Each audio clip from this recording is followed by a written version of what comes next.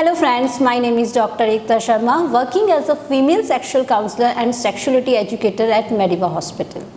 So friends, today's my topic is why there is a less bleeding during periods. और periods के खुल के नहीं आने के क्या क्या कारण हो सकते हैं और उनके क्या क्या हानिकारक प्रभाव हमारे शरीर पर पड़ सकते हैं और उसके क्या क्या पॉसिबल ट्रीटमेंट हैं, आज हम इस वीडियो में जानेंगे।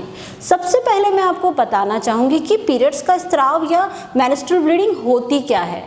स्त्री के अंडाशय से हर महीने एक अंडा बाहर निकलता है जो कि फीमेल अगर कंसीव कर लेती है तो भ्रूण में परिवर्तित हो जाता है। इस भ्रूण को पोषित करने के लिए गर्भाशय के अंदर एक परत तैयार होती है जिसे कि मेडिकली टर्म में हम एंडोमेट्रियम कहते हैं। लेकिन अगर फीमेल कंसीव नहीं करती है तो ये एंडोमेट्रियम की लेयर ओव्यूलेशन के 14 दिन बाद शरीर के बाहर निकाल दी जाती है, जिसे कि हम मेंस्ट्रुअल ब्लीडिंग या पीरियड्स का स्राव कहते हैं। कुछ लोगों में ये परत कम मात्रा में बनती है तो उनमें ब्लीडिंग कम होती है, कुछ लोगों में ये परत ज़्यादा मात्रा में बनती है तो पीरियड्स का स्राव ज़्यादा रहता है। यह सब हार्मोन्स पे डिपेंड करता है। तो आज हम जानेंगे कि पीरियड्स का स्राव कम होने के या पीरियड्स खुल के नहीं आने के क्या क्या कारण हो सकते हैं। सबसे पहला जो कारण है वो है जेनेटिक रीज़न। परिवार में आपकी मदर या आपकी सिस्टर के पीरियड्स कम आ रहे हैं, इरेगुलर हैं, तो चांसेस हैं कि जेनेटिक रीज़न की वजह से आपके भी पीरियड्स कम आते हों और इरेगुलर हो। सेकंड जो इम्पॉर्टेंट कारण है वो है एज। 10 साल के बाद जब पीरियड स्टार्ट होते हैं, जिसे कि हम मिनार्च एज कहते हैं, तो 2 साल तक पीरियड स्टार्ट होने के 2 साल तक पीरियड्स आपके इरेगुलर और आपके लाइट रहते हैं। मींस कभी 1 महीने बाद, कभी 3 महीने बाद, कभी 5 महीने बाद पीरियड्स आते हैं, क्योंकि उस समय एंडोमेट्रियम की जो लेयर होती है वो कम मात्रा में बनती है। इसी तरह जब आपके पीरियड्स खत्म होने वाले होते हैं, मेनोपॉज स्टेट, उसके 2 साल पहले से ही आपके पीरियड्स लाइट और इरेगुलर हो जाते हैं, क्योंकि उस समय भी परत कम बनना लग जाती है। तो इस तरह से मिनार्च और मेनोपॉज दोनों स्टेज के अंदर ही पीरियड्स आपके लाइट इरेगुलर रहते हैं, जो कि नॉर्मल है और इसमें आपको किसी तरह के ट्रीटमेंट की आवश्यकता नहीं होती है। थर्ड जो इम्पॉर्टेंट कारण है वो है प्रेगनेंसी। जब फीमेल कंसीव कर लेती है, प्रेग्नेंट हो जाती है, तो उनकी बॉडी में प्रोजेस्टेरोन हार्मोन की मात्रा बढ़ जाती है, जिसकी वजह से एस्ट्रोजन की मात्रा कम हो जाती है।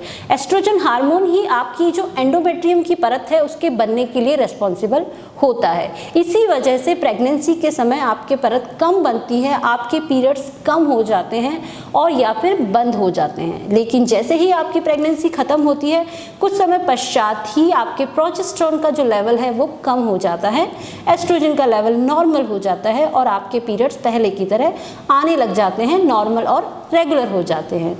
चौथा जो इम्पॉर्टेंट कारण है वो है लैक्टेशन।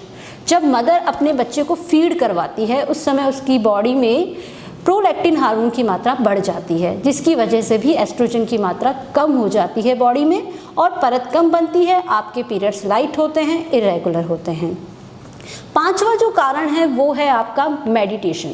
आपके हैवी पीरियड्स की वजह से, इरेगुलर पीरियड्स की वजह से आप अपनी गायनेकोलॉजिस्ट से मेडिकेशन ले रहे हैं। बेसिकली इस मेडिकेशन में आपके 21 दिन की हार्मोनल थेरेपी होती है, जिसमें कि प्रोजेस्टेरोन की मात्रा ज़्यादा होती है, एस्ट्रोजन की मात्रा बहुत ही कम होती है, जिसकी वजह से भी परत कम बनती है और आपके पीरियड्स लाइट और इरेगुलर होते हैं।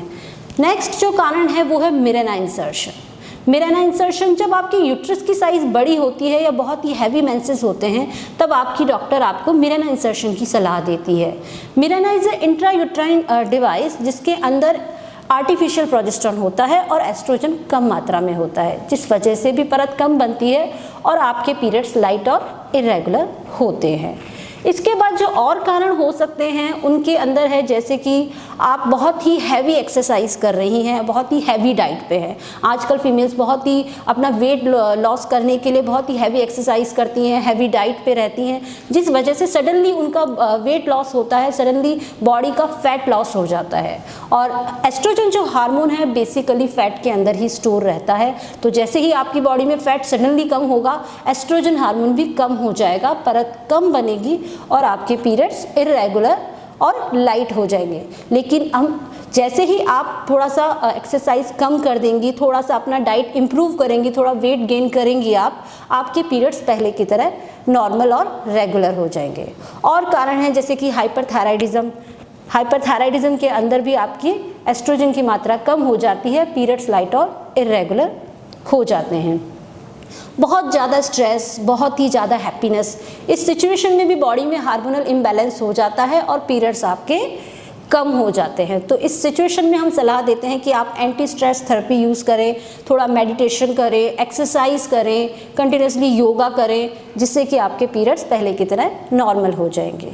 इसके अलावा दो क्रिटिकल सिचुएशन है जहाँ पर कि आपकी जो एस्ट्रोजन हार्मोन है, वो जो परत है आपकी एंडोमेट्रियम की, वो परमानेंटली बनना बंद हो जाती हैं, जिस वजह से आपके जो पीरियड्स हैं वो परमानेंटली लाइट या बंद हो जाते हैं। तो पहला जो क्रिटिकल जो कारण है वो है आपका एस्चरमैन सिंड्रोम। एस्चरमैन सिंड्रोम तब होता है जब आप ने कंसीव कर लिया है, आप प्रेग्नेंट हैं, लेकिन आप बच्चा नहीं चाहती हैं। तो इस सिचुएशन में आप यूट्रस की क्लीनिंग करवाती हैं, जिसे कि हम मेडिकल टर्म में डीएनसी कहते हैं। इस प्रोसीजर में कई बार एक्सेसिव स्क्रैचिंग होने की वजह से इनर वॉल ऑफ यूट्रस, जो यूट्रस की दोनों वॉल होती हैं, वो एक दूसरे से चिपक जाती हैं, जिससे कि परमानेंटली आपके एस्ट्रोजन का लेवल कम हो जाता है, एंडोमेट्रियम की लेयर ख़त्म हो जाती है और आपके पीरियड्स लाइट और इरेगुलर हो जाते हैं।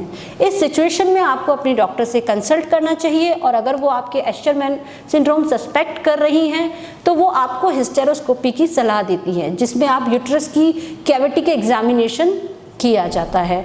इसके अलावा दूसरी जो क्रिटिकल सिचुएशन है वो है आपकी जेनाइटल टीबी।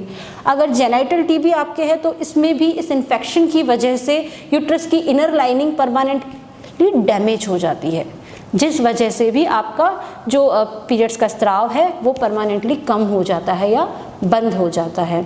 तो इस तरह फ्रेंड्स, हमने इस वीडियो में हमने जाना कि पीरियड्स कम होने के, खुल के नहीं आने के क्या क्या कारण हो सकते हैं, और उसके हमारे शरीर पर क्या क्या हार्मफुल इफेक्ट हो सकते हैं, और इसके लिए हम क्या क्या पॉसिबल ट्रीटमेंट ले सकते। फ्रेंड्स, अगर आपको मेरा वीडियो अच्छा लगा तो आप इसे लाइक कर सकते हैं, सब्सक्राइब कर सकते हैं, और अपने कमेंट्स कमेंट बॉक्स में लिख सकते हैं। आपकी कोई भी अगर क्वेरीज हो, कोई भी प्रॉब्लम हो जो आप मुझसे पूछना चाहते हैं, तो आप कमेंट बॉक्स के थ्रू मुझसे पूछ सकते हैं। मुझे आपका आंसर करने में बहुत ही अच्छा लगेगा। Thank you friends.